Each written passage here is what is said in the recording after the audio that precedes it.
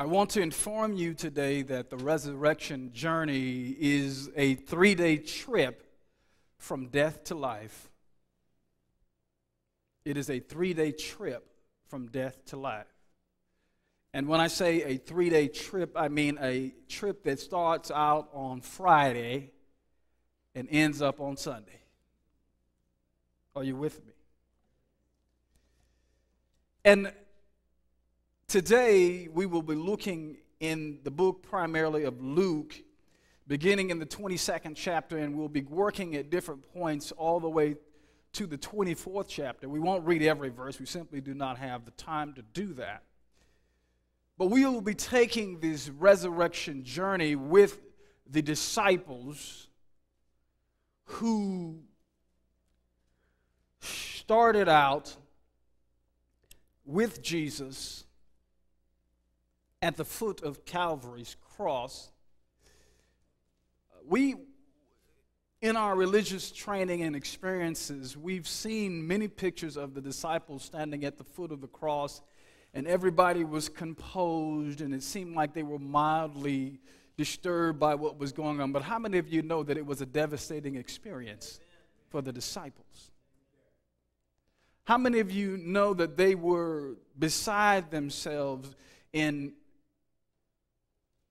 fear and frustration and anxiety and anticipation? They were trying to figure out what was going on. I want to talk about the fact that every resurrection is preceded by a death. And when I use this term death today, folks, what I'm talking about is a literal death in some cases. I'm talking about a death spiritually. I'm talking about a death of a dream. I'm talking about a death of a relationship. I'm talking about a death of a business, a death of a job. I'm talking about a spectacular, substantial, unwelcome, unanticipated loss. Anyone here ever had such an experience? You see, because you've got to recognize that when Jesus was on Calvary, when he was stretched out, that is what that represented to the disciples. It wasn't just a mild inconvenience. It wasn't just what's going on here. It was horrible. It was an unspeakable horror. And we need to get inside the stories sometimes when we read them. We need to park psychologically and look at what was going on and try to interject ourselves into this situation and ask ourselves this question: if that was me, how would I be feeling? If that was my friend, if that was my brother, if that was my sister, if that was my mother, if that was my neighbor, how would I be feeling in that moment? See, Jesus on the cross, he can't be a distant, mystical, historical figure to you. As long as the Bible is a historical piece of literature, you will never receive the total benefit that is there for you to receive. Do you all understand what I'm saying? So when we talk about this trip, this 3-day trip from death to life, I want you to think about that phenomenal, spectacular, substantial, unwelcome, unanticipated loss that you had. And the question is this, of course, that I'm dealing with: how do we get from Friday to Sunday? I'm going to suggest to you early on that we want to get to Sunday. Because when Sunday comes, we're going to be able to shout the victory. We're going to be able to lay down our burdens and a few other things, but I won't get ahead of myself. But there's a process. And let's now then begin by looking at Luke chapter 23, verses 27 and 28. And what we're going to see here is some human experiences to death, or rather some human responses to death. And I'll give you some time to get over there.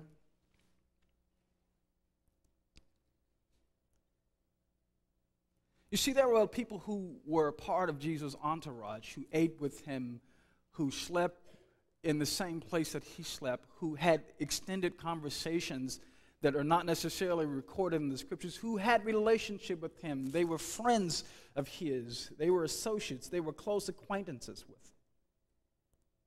And they were following him throughout his life, even when he was to be crucified. And even after he had been crucified, can you imagine, mothers, your only baby, that son, your only son, that one that you had waited so long for? Can you imagine him on the cross, gasping for air, with these gigantic nails driven in his hands and a stake driven through his feet, and he's standing there? And the agony of the cross was that it positioned you so that you had to struggle for your every breath. Can you imagine watching someone that you love there with the life slowly draining out of him or her? And what is the response when we have these spectacular, unwelcome, unanticipated losses? Well, the first thing that normally happens is that we react. And that's a word. I'm going to give you a series of words that begin with the letter R so that you can remember. The first thing that we do, of course, to death is that we react, right? And normally we react in the way that these ladies did, verse 27, and there followed him a great company of people, of women, which also bewailed and lamented. And what does that word bewailed mean? Sniffling? What is wailing? Is hollering, right? Screaming. Anybody ever been there?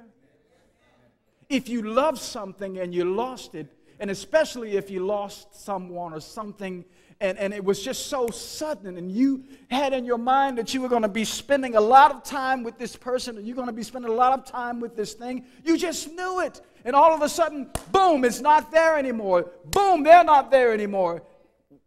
What is the response? Weeping, wailing, lamenting. That's what happens on Friday, folks. We weep, and we lament, we wail on Friday.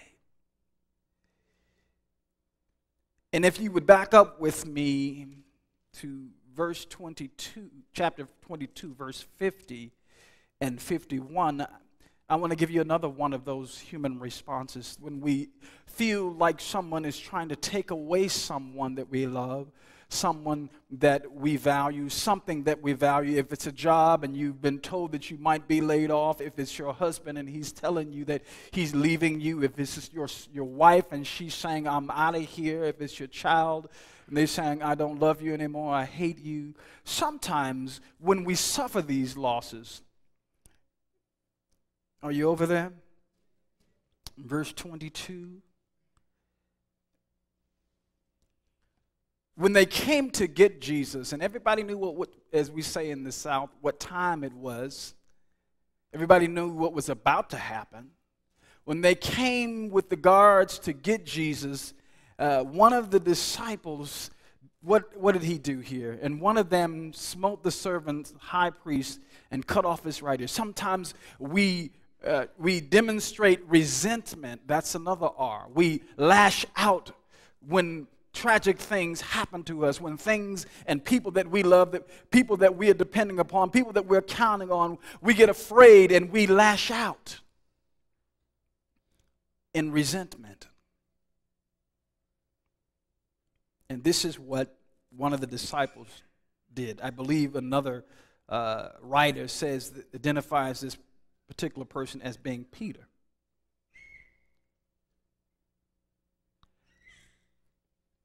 So we react on Friday, and then sometimes immediately resentment sets in. How could this happen to me? I mean, I know it happens to other people, but why me? This kind of thing is not supposed to happen to me.